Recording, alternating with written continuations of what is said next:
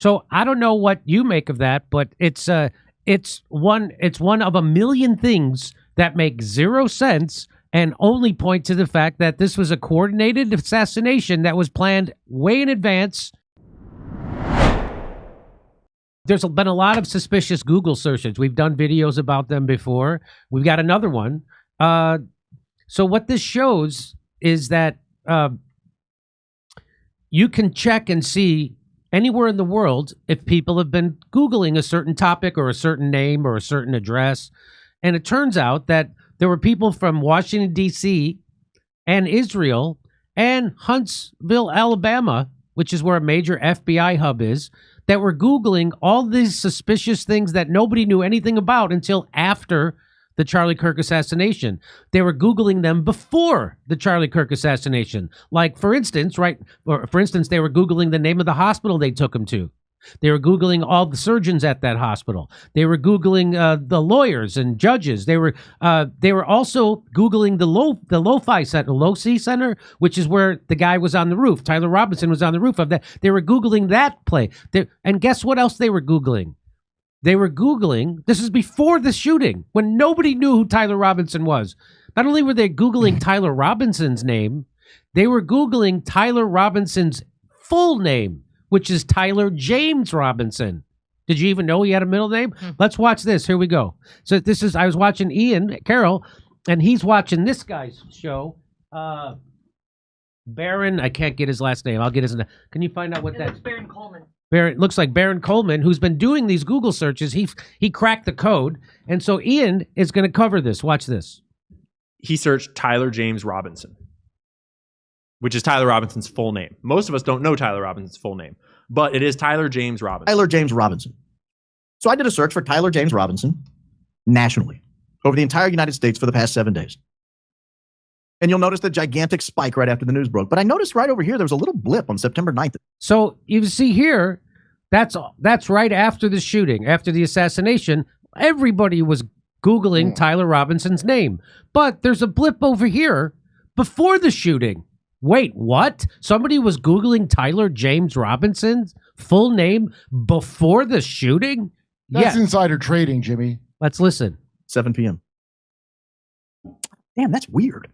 That is weird. And keep in mind, this is a blip large enough to show up on an index at a 2. Now, granted, I'm going to keep going. You're going to be surprised by what I show you here in a few minutes. It's a blip large enough to show up as a 2 the day before the Kirk shooting. The day before the Kirk shooting, someone in the United States searched Tyler James Robinson, the full name, first, middle, last name of the shooter. Now, what's interesting about that is I've not seen him listed anywhere as Tyler James Robinson. Me neither. I've seen Tyler Robinson a lot. I've seen his mom's name. I think her name was Amber. Okay, so not going to sit around and watch the whole thing. I recommend that you do go watch the whole thing because he gets into more granular detail. And he looks up different locations and he hones in. And he also looks for other locations where there is no data and he shows you that. And so the granularity of watching his whole stream is important because you get the context that it's not he's not just like cherry picking random things and being like, look, there's a crazy trend. He's looking all over and he's showing you that, like, no, it's just searched in this one place at this one time, not anywhere else, not any other time. That's weird. And what he realizes is that Tyler James Robinson was searched the day before the shooting in the United States. And he hones in on realizing that Tyler James Robinson was searched in Washington, D.C. at 12 p.m. the day before the shooting. And he was searched in Huntsville, Alabama at 4 p.m. the day before the shooting. And Huntsville, Alabama is a weird place. So twice his name, Tyler James Robinson, was searched on Google, once from D.C. and once from Huntsville, Alabama, the day before the shooting. And what's interesting about that? But he knows from his time looking into Thomas Matthew Crooks, which is where he first started applying this technique to crimes like this, to high-profile cases, he knows that in Huntsville, Alabama, there's an enormous FBI field office. Oh! Isn't that interesting? So someone is Google searching Tyler James Robinson the day before the shooting from Washington, D.C. and from Huntsville, Alabama, which is a major FBI center. Isn't that weird? Isn't that weird? And of course, Don Jr. this doesn't interest him. Neither Megyn Kelly. We just did 2 segments on both of them, and they're pretending like the establishment story 100% true, and they have no questions about it, none. So Huntsville, Alabama shows a lot of blips on a lot of searches that he winds up doing. And then also the District of Columbia at 9 p.m., there was a huge signal. And that is... So there you go. You tell me what that means. You think that that's just a coinky-dink? Well, it's a if you do, coincidence. if you think it's a coinky-dink, I've got a vaccine I'd like to sell you. What do you want to say, Kurt? It happens before all the shootings, too, if you want to hear a coincidence. Yeah. Audrey Hale, remember that one? Same exact thing happened. No, tell me about that. The one I sent you the files of. I sent him to James Lee, too. Maybe he'll put them up. I said someone should check all the shootings. And somebody did and sent it to me.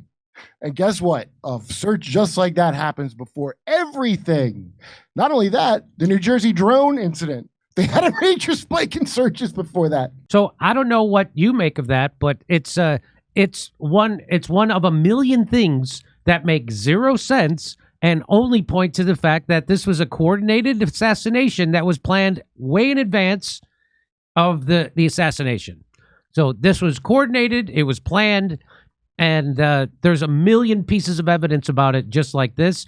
And if you'd like to hear my jokes about it, come see me in Australia. We added second shows everywhere. We'll be in Burbank, California the day after Thanksgiving. Everybody's off. It's a Friday at Flappers Comedy Club. We'll be in Pottstown, Pennsylvania, December 6th.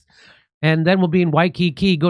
In January 11th. We don't have the ticket link for that yet, but it's coming soon. Go to jimmydore.com for a link for all those tickets and go see Kurt this weekend in San Diego. Hey, for years the signs have been clear, but most Americans ignored them. Now the storm beneath the dollar is impossible to miss. Gold has broken through $4,000 an ounce. Silver past $50. And it isn't luck, it's logic. When governments spend beyond their means, when every crisis is met with another trillion printed out of thin air, the value of your money must fall. History proves it. Every time a currency weakens, gold and silver rise to reveal the truth. These metals don't depend on promises. They don't vanish when confidence collapses. They endure. That's why the world's strongest institutions are moving into physical gold, quietly but decisively.